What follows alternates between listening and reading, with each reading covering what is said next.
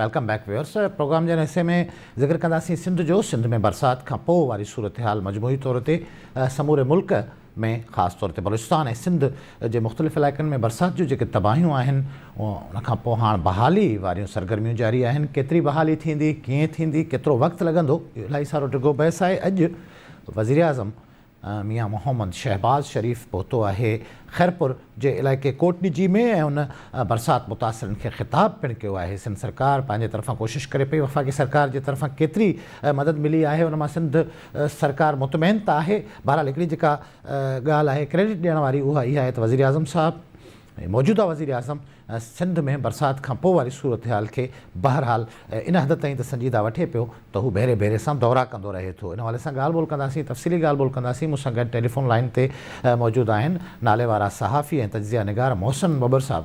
बबर साहब अस्सलाम वालेकुम। जी साईं वालिद साहब। मोहसिन साहब, ही जेका सिंध में तबाही वारी सूरत हाल आहे यकीन हिन ते पाण भेरे भेरे सां डिस्कस कंदा रहिया आहियूं। अॼु वज़ीर आज़म साहब पहुतो आहे खैरपुर में ऐं उन मुख़्तलिफ़ ऐलान कया आहिनि। ख़ासि तौर ते उनजो चवणु आहे त बरसात मुतासिरनि लाइ वफ़ाक़ 70 अरब रुपया फ़राहम कया हुआ, जेके NDMA जी मार्फत जन मां 18 अरब रुपया ॾिना विया। उनखां वधीक बि डिटेल्स आहिनि, ख़ासि तौर ते जेके बेनज़ीर इनकम सपोर्ट प्रोग्राम जे हवाले सां वफ़ाक़ी सरकार सिंध में डिस्ट्रीब्यूशन कई आहे ऐं जेको इंफ्रास्ट्रक्चर तबाह आहे, रोड रस्ता तबाह आहिनि, नेशनल हाईवे तव्हांजी तबाह आहे। इन समूरी सूरत हाल में वफ़ाक़ी सरकार ओतिरी सहायता करे पई मौसम साहब जेतिरी करणु घुरिजे, जेतिरी ज़रूरत आहे?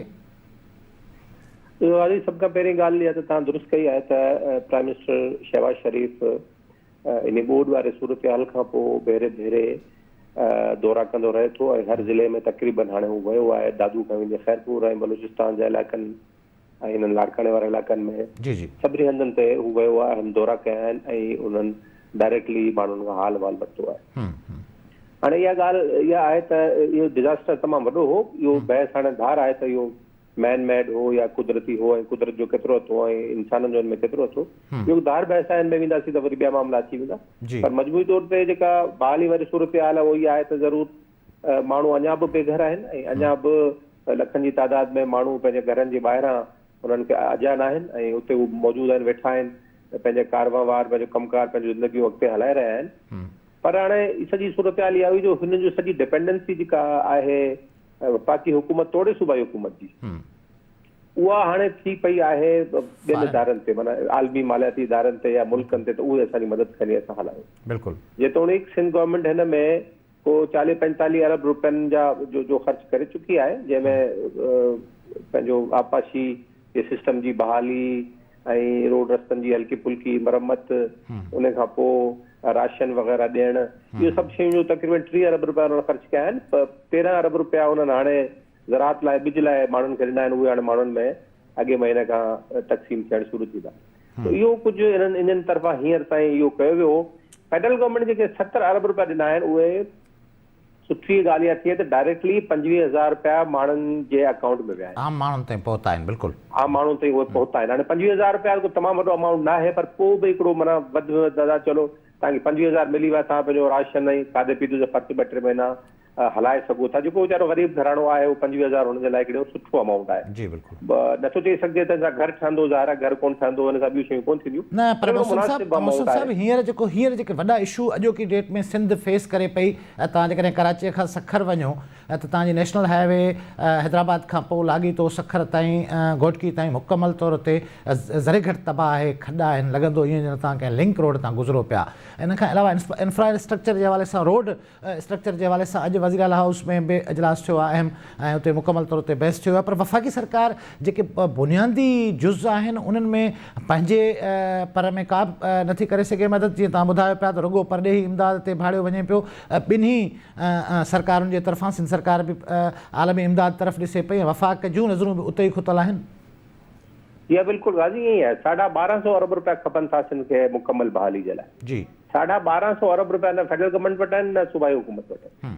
हाणे उहो ॾिसनि पिया वफ़ाक़ी इदारा, वफ़ाक़ी आलमी मालियाती इदारनि तरफ़ां जंहिंजी मीटिंग जनवरी में स्विट्ज़रलैंड में थी रही आहे ऐं उते इहो सॼो पंहिंजो प्लान खणी वेंदा ऐं उते आलमी इदारनि ऐं मुल्कनि खे चवंदा त असांजी मदद करियो। जेको वफ़ाक़ी गवर्नमेंट जो ऐं हुकूमत पाकिस्तान जो मौक़िफ़ हाणे सॼी दुनिया में क्लाइमेट चेंज फंड जे हवाले सां रहियो आहे त असां विक्टिम आहियूं क्लाइमेट चेंज जा, इन जे लाइ असांखे पैसा ॾियो। फंड में केतिरा पैसा मिलनि था? काफ़ी त world bank, Asian development bank 300-400 अरब रुपया जी कमिटमेंट अची बि चुकी आहे, 500 खनि अरब जी कमिटमेंट अची चुकी आहे। हाणे बाक़ी 500-700 अरब रुपयनि जी कमिटमेंट अचणी आहे। इहा बहाली जेका आहे इहा को साल 6 महीने में कोन लॻंदी, इनखे 4-5 साल लॻंदा बहाली में, इन शर्त ते आईंदा को फ्लड न अचे।